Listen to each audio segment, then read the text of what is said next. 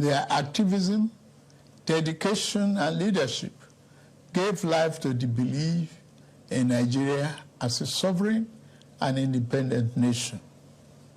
Let us, at this very moment, affirm that as Nigerians, we are all endowed with the sacred right and individual gifts that God has bestowed on us as a nation and as human beings. No one is greater or lesser than the other. The triumph that Nigeria has achieved shall define us. The travails we have endured shall strengthen us, and no other nation or power on this earth shall keep us from our rightful place and destiny. This nation belongs to you, dear people. Love and cherish it as your very own. Nigeria is yours. Nigeria is remarkable in its formation and essential character. We are a broad and dynamic blend of ethnic groups, religious, tradition, and cultures. Yet, our bonds are yet intangible, strong, invisible, yet universal. We are joined by a common thirst for peace and progress, by the common dream of our prosperity and harmony, and by the unified ideas of tolerance and justice. Forging a nation based on the fair application of these noble principles to a diverse population has been a task of significant blessing, but also serious challenge. Some people have said an independent Nigeria should never have come into existence. Some have said that our country will be torn apart. They are forever mistaken. Here, our nation stands, and here we shall remain. This year, we passed a significant milestone in our journey to a better Nigeria by democratically electing a 7th consecutive civilian government. Nigeria has proven that commitment to democracy and the rule of law remains our guiding light.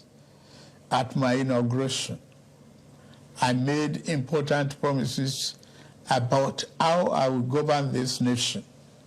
Among those promises were pledges to reshape and modernize our economy and to secure the lives, liberty, and property of the people. I said that bold reforms were necessary to place our nation on the path of prosperity and growth.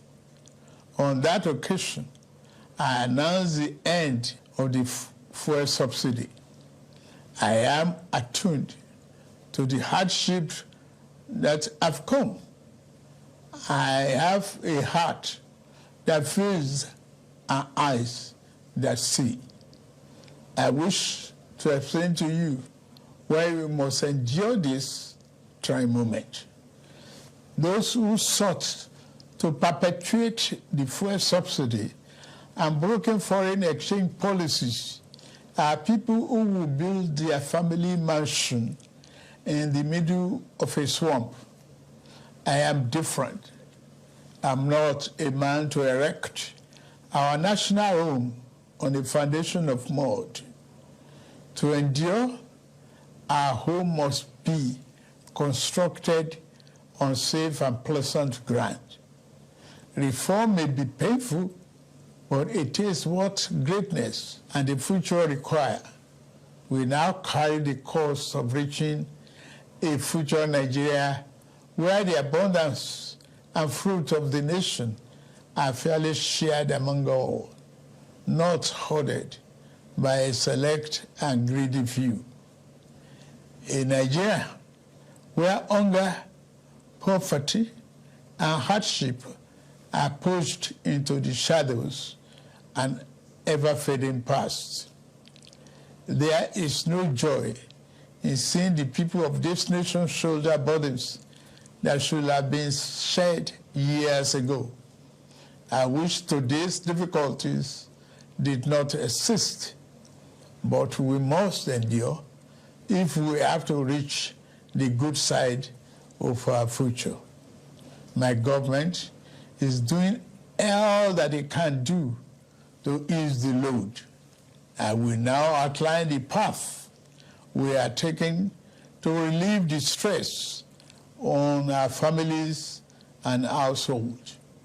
We have embarked on a several sector reform to stabilize the economy, direct fiscal and monetary policy to fight inflation, encourage production, ensure the security of lives and property, and lend more support to the poor and the vulnerable.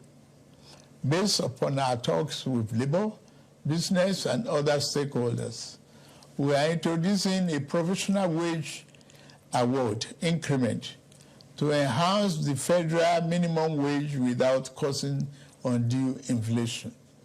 For the next 6 months, the average low-grade worker shall receive an additional 25,000 naira per month. To ensure better grassroots development, we set up an infrastructure support fund for states to invest in critical areas. States have already received funds to provide relief packages against the impact of rising food and other prices. Making the economy more robust by lowering transport costs shall be key. In this regard, we have opened a new chapter in public transportation through the development of cheaper, safer, compressed natural gas, CNG, buses across the nation. These buses will operate at a fraction of current fuel prices, positively affecting transport fare. The new CNG conversion kits will start coming in very soon, as all hands are on deck to fast-track the usual lengthy procurement process. We are also setting up training facilities and workshops across the nation to train and provide new opportunities for the transport operators and entrepreneurs. This is a groundbreaking moment where, as a nation, we embrace more efficient means to power our economy. In making this change, we also make history. I pledged a thorough house cleaning of the den of malvisions the CBN has become. That house cleaning is well underway. A new leadership for the central bank has been constituted. Also, the special investigator will soon present its findings on the past lapses and how to prevent similar recurrences. Henceforth, monetary policy shall be for the benefit of all and not the exclusive province of the powerful and wealthy. Wise tax policy is essential for the economic fairness and development. I have inaugurated a committee on tax reform to improve the efficiency of tax administration in the country and address fiscal policies that are unfair or hinder the business environment and slow our growth. To boost employment and urban incomes, we are providing investment funding for enterprises with greater potential. Similarly, we are increasing investment in micro, small, and medium-sized enterprises. Commencing this month, the social safety net is being extended through the expansion of the cash transfer programs to an additional 15 million vulnerable households. My administration shall always accord the highest priority to the safety of the people. Inter-service collaboration and intelligence sharing have been enhanced. Our service chiefs have been tasked with the vital responsibility of rebuilding the capacity of our security services. Here, I salute and commend our gallant security forces for keeping us safe and securing our territorial integrity. Many have paid the ultimate sacrifice. We remember them today and their families. We shall equip our forces with the ways and means needed to perform their urgent task on behalf of the people.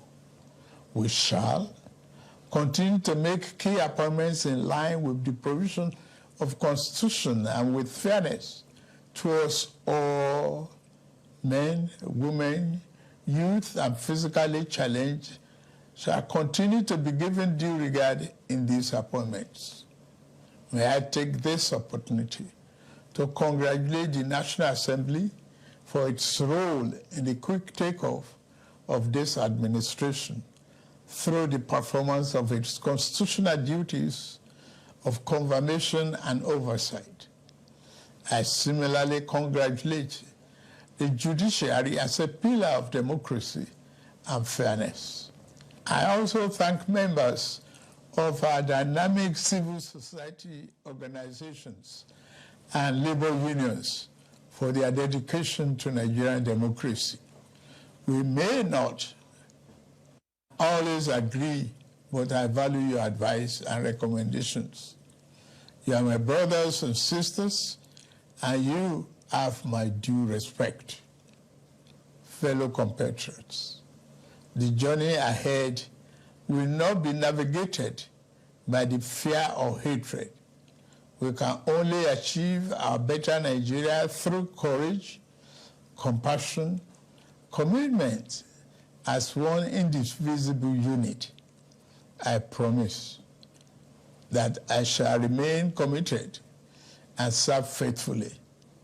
I also invite all to join this enterprise to make our beloved nation into its better self. We can do it. We must do it. We shall do it. I wish you all a happy 63rd Independence Anniversary. Thank you very much for listening. May God bless the Federal Republic of Nigeria and bless all of you.